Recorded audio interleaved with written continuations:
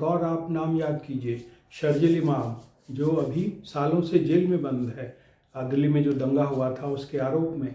आप उसके भाषण को याद कीजिए, उसके बयान को याद कीजिए। उसने इसी जो सिलीगुड़ी में जो ये चिकन नेक है, इसी पर अटैक किया था। उसने कहा था कि हम इस चिकन नेक को काट देंगे, असम जो रास्ता जाता है यहाँ से, उसे हम काट देंगे, क्योंकि ये सिलीगुड़ी जो है मुसलमानों की भूमि है, मुसलमानों की ज़मीन है। उसने ये शब्द कहे थे, उसके जो वाक्य थे उसमें एक लाइन ये भी था कि ये मुसलमानों की ज़मीन है।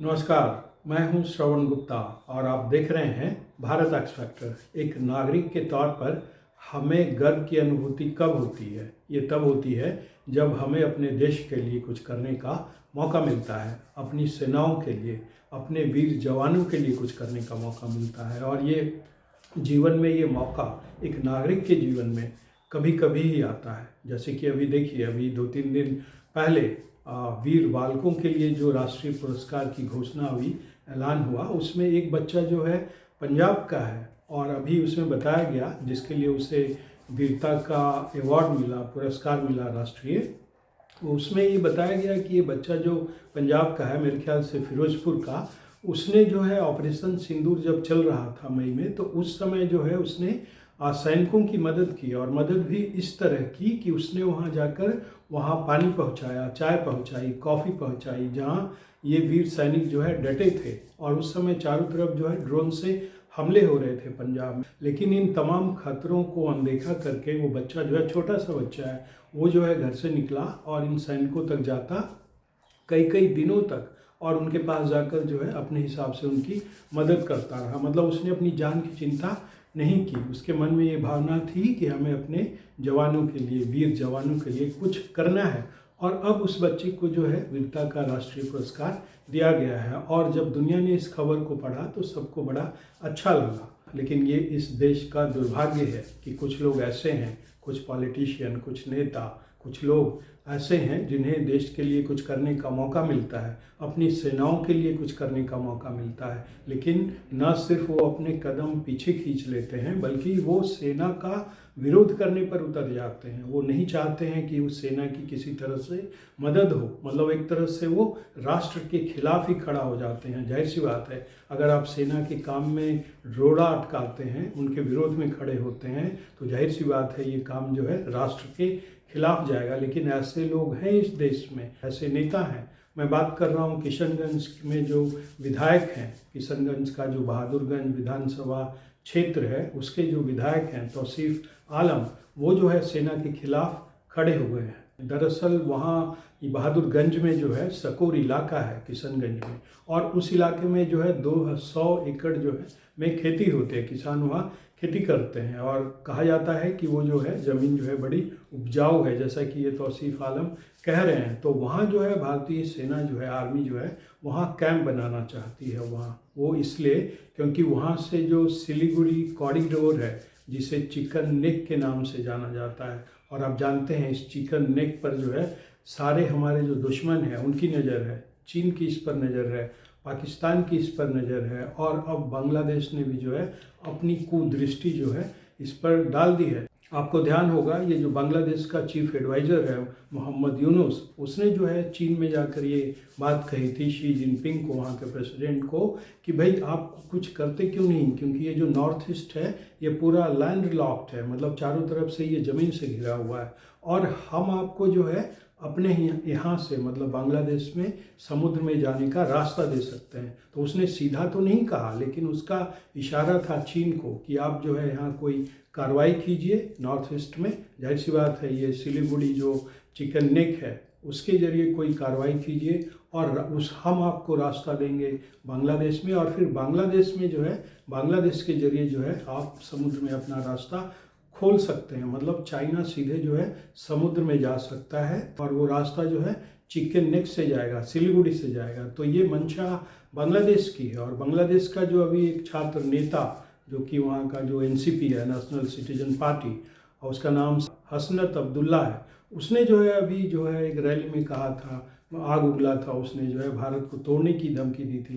कहा था कि जो है हम जो है ये 7 सिस्टर जो है हमारे 7 राज्य हैं नॉर्थ ईस्ट के, उसको जो है अलग थलग कर देंगे। तो पूरा बांग्लादेश जो है चाहता है कि चिकन नेक पर हमला हो और चिकन नेक के जरिए जो है वो नॉर्थ ईस्ट को काट दे। पाकिस्तान भी इसी मंसूबे में लगा है, चीन भी यही चाहता है। चिकन नेक पर जो है हमारे जो सारे दुश्मन हैं उनकी नज़रें जो हैं गड़ी हुई है, तो उसी चिकन नेक की सुरक्षा के लिए। और आपको बता दें चिकन नेक जो है एक कॉरिडोर है, इसके एक तरफ जो है आपके वेस्ट में नेपाल है, इसके नॉर्थ में जो है भूटान है और साउथ में जो है बांग्लादेश है। मतलब ये 3 देशों से एक तरह से घिरा हुआ है और चीन भी यहाँ से ज़्यादा दूर नहीं है। उसका जो चुम्बी वैली है वो इस चिकन नेक से, सिलीगुड़ी का जो ये चिकन नेक है उससे मात्र 130 किलोमीटर दूर है।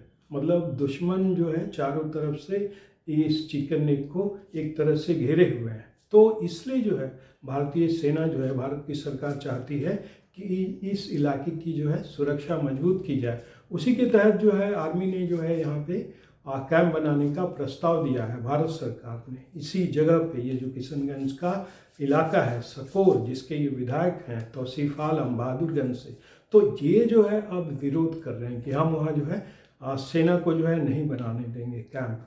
और के बहाना क्या है कि वो ज़मीन जो है उपजाऊ है, वहाँ किसान जो है खेती करते हैं और वो जो है विस्थापित हो जाएंगे।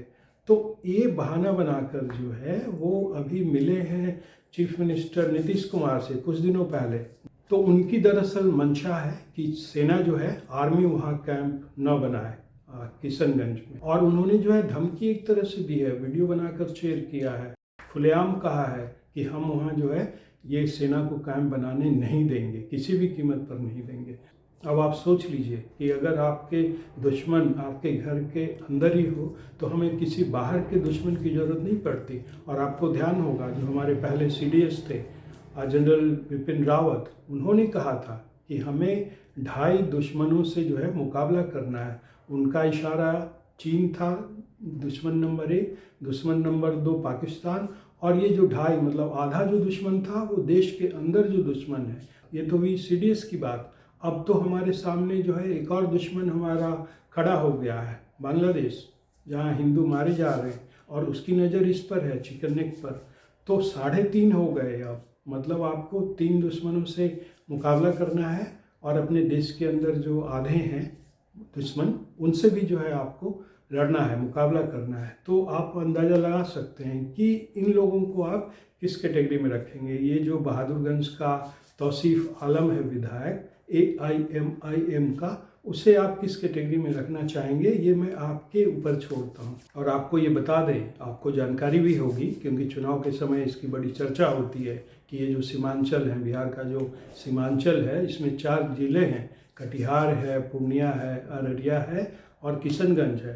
तो कुल मिलाकर इन चारों जिलों की जो आबादी है मुस्लिमों का, उसमें 47% का योगदान है। और किशनगंज में तो बताया जाता है कि 70% से ज़्यादा मुसलमान हैं। मतलब ये किशनगंज जहाँ ये आर्मी अपना कैंप बनाने की सोच रही है, इरादा रखती है, भारत सरकार चाहती है कि वहाँ आर्मी का कैंप बने, वहाँ 70% मुसलमान हैं। एक और आप नाम याद कीजिए, शर्जिल इमाम, जो अभी सालों से जेल में बंद है। दिल्ली में जो दंगा हुआ था उसके आरोप में, आप उसके भाषण को याद कीजिए, उसके बयान को याद कीजिए। उसने इसी जो सिलीगुड़ी में जो ये चिकन नेक है, इसी पर अटैक किया था। उसने कहा था कि हम इस चिकन नेक को काट देंगे, असम जो रास्ता जाता है यहाँ से, उसे हम काट देंगे, क्योंकि ये सिलीगुड़ी जो है मुसलमानों की भूमि है, मुसलमानों की ज़मीन है। उसने ये शब्द कहे थे, उसके जो वाक्य थे उसमें एक लाइन ये भी था कि ये मुसलमानों की ज़मीन है। और दूसरी तरफ किशनगंज के बहादुरगंज का ये विधायक AIMIM का विधायक तौसीफ आलम है, जो नहीं चाहता कि चिकन नेक की मजबूती के लिए यहाँ जो है सेना अपना कैंप लगाए, यहाँ आर्मी कैंप बनाया जाए। तो वो किसानों की आड़ लेकर जो है इसका विरोध कर रहा है। अच्छा, जब आप इतिहास में जाते हैं तो आपको एक और तथ्य का पता लगता है, और वो ये कि जब चुनाव हुए विभाजन के ठीक पहले, जब प्रोविंसेस में चुनाव हो रहे थे, तो उसमें जो है मुस्लिम के जो इलाके थे, जो सीट थे, वो टोटल जो है 95 थी ऐसी सीटें जो कि सिर्फ मुसलमानों के लिए थी, और उसमें से जो है मुस्लिम लीग ने जो है 446 सीटों पर जो है जीत दर्ज की थी। जो ये अलग अलग प्रोविंसेस में चुनाव हुए थे विभाजन के पहले, तो जो ये पाकिस्तान बनाने के लिए जो जिन्ना जो है जोर दे रहा था उस समय, और जब मुस्लिम लीग को इतनी भारी सफलता मिली तो इससे जिन्ना का हौसला जो है और बढ़ा। तब जो है उसने पाकिस्तान बनाने की मांग और तेज कर दी, क्योंकि इसमें उसे अपनी जीत दिख रही थी। उसे लगा कि उसने जो मैंडेट मांगा था मुसलमानों से पाकिस्तान के लिए, जो भारत के मुसलमानों से, उसमें से जो है 495 में से 446 जो है उसके कैंडिडेट आ गए हैं जीत के। मतलब उसका हौसला और बुलंद हुआ और उसने जो है पाकिस्तान के बनाने की मांग जो है और तेज कर दी। और आपको मैं एक और तथ्य बताऊं जो बहुत सारे लोग जानते भी होंगे कि ये जो 446 कैंडिडेट जीत कर आए, मुस्लिम लीग को जो इतनी भारी सफलता मिली उस समय प्रोविंसेस में जो चुनाव हुए, उसमें सबसे ज़्यादा समर्थन जो है मुस्लिम लीग का उस चुनाव में यूपी और बिहार के मुसलमानों ने किया था। मतलब बिहार और उत्तर प्रदेश के मुसलमानों ने मुस्लिम लीग का समर्थन किया था, उनके कैंडिडेट को जिताया था, बढ़ चढ़कर हिस्सा लिया था। और ये वही मुसलमान थे जो यूपी के थे और बिहार के थे, और इन्होंने ये पाकिस्तान बनाने के लिए वोट तो किया मुस्लिम लीग को, जिन्ना को, लेकिन जब विभाजन हुआ तो उसमें से ज़्यादातर जो है वो भारत छोड़कर नहीं गए, वो यहीं रह गए। तो ये है बिहार और यूपी के मुसलमानों की पृष्ठभूमि जो जुड़ा है मुस्लिम लीग से, पाकिस्तान बनाने की मांग से।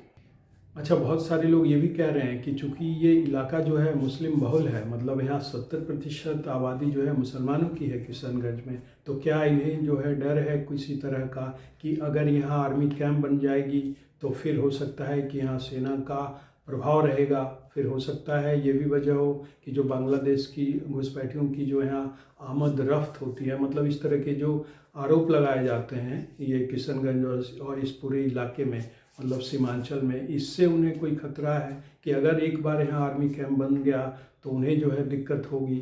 बहुत सारे लोग जो है बहुत तरह के सवाल उठा रहे हैं, लेकिन एक मत तो तय है कि लोगों में गुस्सा है। लोग ये पूछ रहे हैं कि भाई इस तौसीफ आलम की ये हिम्मत ऐसे कैसे हो गई कि वो सेना को जो है सेना के राह में रोड़ा बने, कैसे वो सेना के आर्मी कैंप का विरोध कर सकता है। तो अब देखते हैं, आज के एपिसोड में इतना ही। आपसे अनुरोध है कि इस चैनल के वीडियो को देखें, लाइक करें, शेयर करें और चैनल को सब्सक्राइब तो ज़रूर करें। अब हमें आज्ञा दीजिए। नमस्कार।